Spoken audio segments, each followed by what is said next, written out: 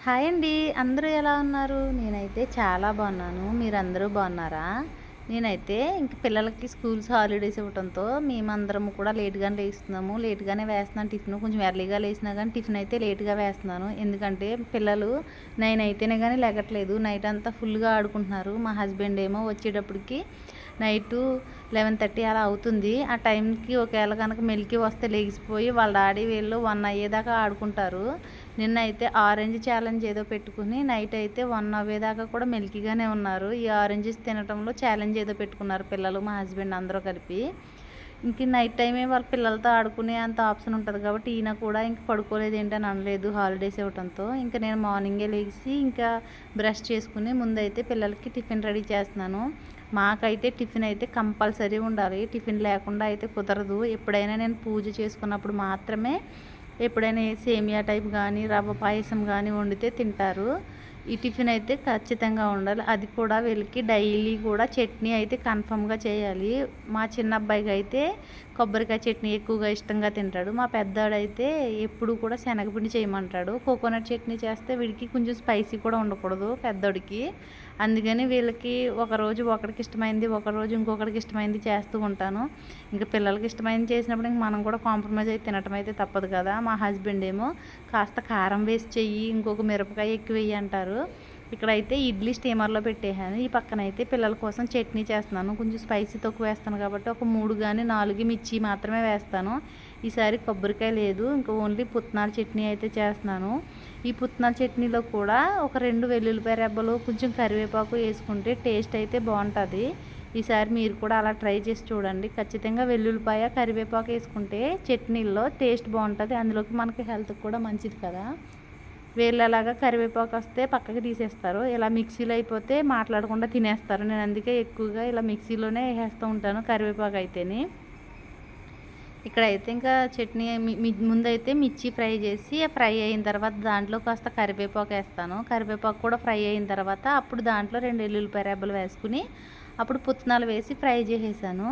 ఇది ఫ్రై అయిపోయింది. ఇంకా పక్కన పెట్టేసుకుని ఈలోపు అయితే క్లీన్ చేసేసుకుంటున్నాను. నైట్ చెప్పాను కదా ఆరెంజ్ ఛాలెంజ్ ఏదో చేశారని, ఇవి ఇంట్లోనే పాడేశారు. అప్పుడు నేను పడుకున్నాను. ఇంక ఇవైతే మార్నింగ్ తీస్తున్నాను. ఇంక ఇది చల్లారిన తర్వాత మిక్సీ పట్టుకోవాలి. చట్నీ మరీ గట్టిగా కాదు, అలాగని పలచగానే కాకుండా ఉండేలా మిక్సీ పడతాను. అప్పుడు వీళ్ళు నచ్చుతుంది వీళ్ళకి. పలచగానే ఉండకూడదు, అలాగని గట్టిగానే ఉండకూడదు.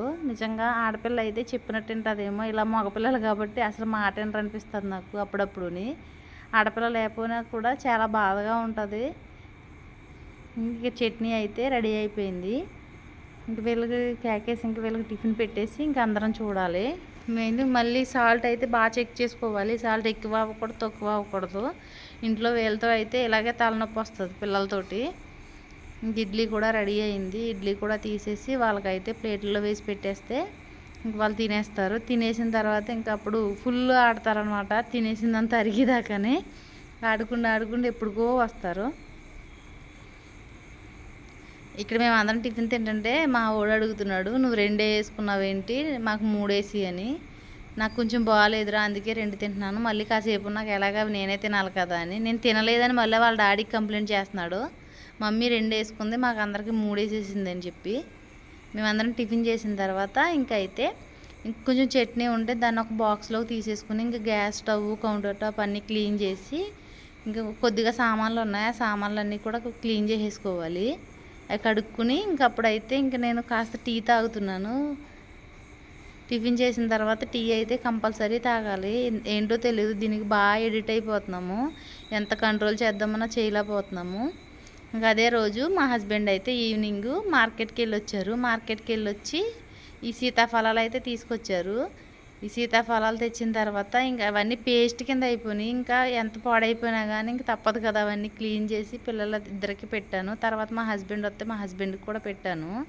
ఇంక ఇక్కడైతే రైస్ వండుతున్నాను. రైస్ వండిన తర్వాత అయితే కర్రీ చేయాలి. కర్రీ కూడా ఈరోజు సీ ఫుడ్. మీ అందరికీ తెలుసు కదా, మేము ఎక్కువగా సీ ఫుడ్ అయితే తింటాము. ఈ చికెను, మటన్ అవి అయితే తక్కువ. ఇక్కడ హైదరాబాద్లో అయితే మటన్ తినాలంటే కూడా భయం వేస్తుంది. ఇప్పుడు ఏయో మటన్ కూడా చాలా తేడా జరుగుతుంది. లైవ్ అయితేనే తీసుకోవాలని చెప్తున్నారు కదా. మటన్ కూడా తీసుకునేటప్పుడు చాలా జాగ్రత్తగా ఉండండి. నేనైతే ఇక్కడ ముందు సామాన్లు అవి కడిగేస్తున్నాను. రైస్ అయిపోయింది. రైస్ పక్కన పెట్టేసి సామాన్లు కడిగేసుకుంటున్నాను. ఇంక సామాన్లు కడిగిన తర్వాత మా హస్బెండ్కి అయితే కాల్ చేయాలి, ఏమన్నా తెస్తున్నారా లేదా అని. పిల్లలకైతే వర్క్ ఇచ్చారు, వాళ్ళు ఏం చేస్తున్నారు ఏంటో వాళ్ళ వైపు కూడా ఒక్కొక్కసారి చూడాల్సి వస్తుంది, లేకపోతే ఇద్దరు కొట్టేసుకుంటున్నారు. మా హస్బెండ్కి ఫోన్ చేసేస్తే ఇంక వాటర్ అయ్యి లేదని చెప్పాను. ఇంకా వాటర్ ఈయనకి ఇష్టమైన సీ ఫుడ్ పట్టుకుని వచ్చేసారు. అదే ఆనందము. ఎందుకంటే నేను ఈరోజు చింతకాయ పచ్చిరొయ్యలు వండుతున్నాను. చింతకాయ పచ్చిరొయ్యలు తినప్పుడే 1 ఇయర్ అయిపోయింది, తొందరగా చేసేసి మేము వచ్చేలోపు అని అంటున్నారు. కాకపోతే ఇక్కడ పీతలు కూడా తీసుకొచ్చారు. పీతలు ఎందుకు తెచ్చారంటే మేము రెస్టారెంట్ రన్ చేసే టైంలో నేను క్యాంటరింగ్ అయ్యి ఒప్పుకునేదాన్ని. ఫుడ్డు ఒక 50 మెంబర్స్కి 100 మెంబర్స్కి అలాగా. ఆ టైంలో నాకు పికిల్స్ చేస్తావా అక్క, మాకు నాన్ వెజ్ పికిల్స్ కావాలని అడిగినప్పుడు వాళ్ళ ఆర్డర్ని బట్టి మాత్రమే చేసేదాన్ని. చేపలు, రొయ్యలు, పీతలు, ఈ మటను, చికెను ఇవన్నీ కూడా నేను పచ్చళ్ళు అయితే పెట్టించేదాన్ని. దాని మీద ఈయనకి గుర్తొచ్చి ఒకసారి పీతల పచ్చడి పెడతావా, నేను పీతలు తెచ్చుకుంటానని అన్నారు. ఇంక దాంతో సర్లే అయితే తెచ్చుకోండి పెడతానని చెప్పాను. పీతల పచ్చడి కూడా పెట్టాను. ఆ వీడియో అయితే నెక్స్ట్ పోస్ట్ చేస్తాను. ఇక్కడైతే రొయ్యలు కొంచెం ఈ చెరువులో పట్టిన రొయ్యలు అంటారు ఇవి. ఆ రొయ్యలు దొరుకుతాయి ఇక్కడ. మాకు ఆంధ్ర సైడ్ అయితే అప్పటికప్పుడు ఫ్రెష్గా గోదావరిలో రొయ్యలు తెస్తారు. ఇక్కడైతే ఈ పీత ఎంత డేంజరో పిల్లలు ఉన్న వాళ్ళు తెచ్చుకోవద్దని చెప్పి మా హస్బెండ్ అయితే దాన్ని చూపిస్తున్నారు. ఇంకా మనము చింతకాయ పచ్చిరొయ్యలు కర్రీ అయితే చేసుకుందాము. ముందైతే ఉల్లిపాయలు, పచ్చిమిర్చి, కరివేపాకు, ఆయిల్ వేసి అందులోనే కాస్త సాల్ట్ వేసి బాగా ఫ్రై చేయండి. ఫ్రై అయిన తర్వాత దాంట్లోనే ఈ పచ్చిరొయ్యలు వేసి కాసేపు మూత పెట్టి బాగా మగ్గనివ్వండి. అందులో వాటర్ అంతా బయటకు వచ్చి చూసారు ఎంత గ్రేవీగా అయ్యిందో. ఈ పీతలు తెచ్చారని చెప్పాను కదా, పచ్చళ్ళలో వద్దులే, ఈ చింతకాయ పచ్చిరొయ్యలు వండుకున్నప్పుడు డెక్కలు వేసుకుంటే బాగుంటుందంటే ఆ డెక్కలు దాంట్లోనే వేసాను. అది ఇంకా మెదులుతుంది చూసారా. అవి కూడా కొంచెం మగ్గిన తర్వాత దాంట్లో చింతకాయలు బాగా క్లీన్ చేసుకుని అందులో వేసి అప్పుడు టేస్ట్కి తగ్గట్టుగా మనకు కారం వేసుకుని ఇది మూత పెట్టి ఒక 2 మినిట్స్ మగ్గనిచ్చి అప్పుడు వాటర్ వేసి ముక్కలన్నీ ములిగిలా వాటర్ వేసుకోవాలి. ఆ వాటర్ వేసిన తర్వాత ఒక 15 మినిట్స్ సిమ్లో మగ్గాలి. అది హై ఫ్లేమ్ మాత్రం పెట్టకండి, సిమ్లోనే ఉడకనివ్వాలి.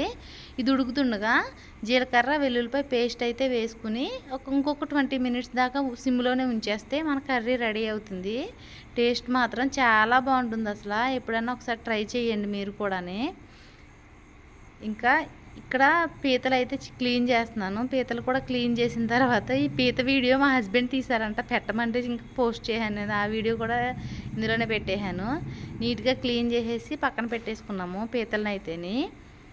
క్లీన్ చేసి పక్కన పెట్టేసుకున్న తర్వాత ఇంక ఇవన్నీ ఎట్లకట్లు చూస్తున్నాను అనమాట. ఇంకా తర్వాత ఇంక మా పిల్లలు అయితే మమ్మీ ఆకలి వేస్తుంది తొందరగా పెట్టు అని అడుగుతున్నారు. ఎందుకంటే మా పెద్దోడికి చింతకాయ రొయ్యలు అంటే చాలా ఇష్టము. ఆడి కోసం కొంత ఈ కర్రీ ఎక్కువగా చేస్తూ ఉంటాను నేను. ఇంక చింతకాయలు దొరికితే మాత్రం. ఇప్పుడైతే పిల్లలిద్దరికీ అయితే భోజనం పెట్టేస్తున్నాను. రండి చేతులు కడుక్కుని కూర్చోండి అని పిలుస్తున్నాను వాళ్ళని. మా పెద్దోడైతే ముందే వచ్చేసి రెడీగా కూర్చున్నాడు, ఎందుకంటే వాడి ఫేవరెట్ కర్రీ కదా, దానికోసం అని చెప్పి. అత్తమాటు చికెను, మటన్ అవి తినకండి, అవి అంత హెల్త్కి మంచిది కాదు. ఇలా సీ ఫుడ్ మీదే కొంచెం ఇంట్రెస్ట్ చూపించండి మీరు కూడా. సీ ఫుడ్ తినటమే మనకి హెల్త్కి కూడా చాలా మంచిది. మీరందరూ కూడా నేను ఇలా సీ ఫుడ్ ఎందుకు ఎక్కువగా పోస్ట్ చేస్తున్నానంటే ఈ సీ ఫుడ్ వైపు కూడా కొంచెం ఇంట్రెస్ట్ చూపించి సీ ఫుడ్ వైపు వస్తారని చెప్పి. ఎక్కువ చికెను, మటన్ తినకూడదు ఎప్పుడో కానీ. ఇక నుంచి మీరు కూడా అలాగే చేయండి. సీ ఫుడ్ అయితే ఎక్కువగా తీసుకొని చూడండి, పిల్లలు ఎంత ఎంజాయ్ చేస్తూ ఇష్టంగా తింటున్నారు అని. ఇలాగే చేయండి మీ పిల్లలకు కూడా. ఓకేనా? Bye friends. నా వీడియో నచ్చితే సబ్స్క్రైబ్ చేసుకోండి.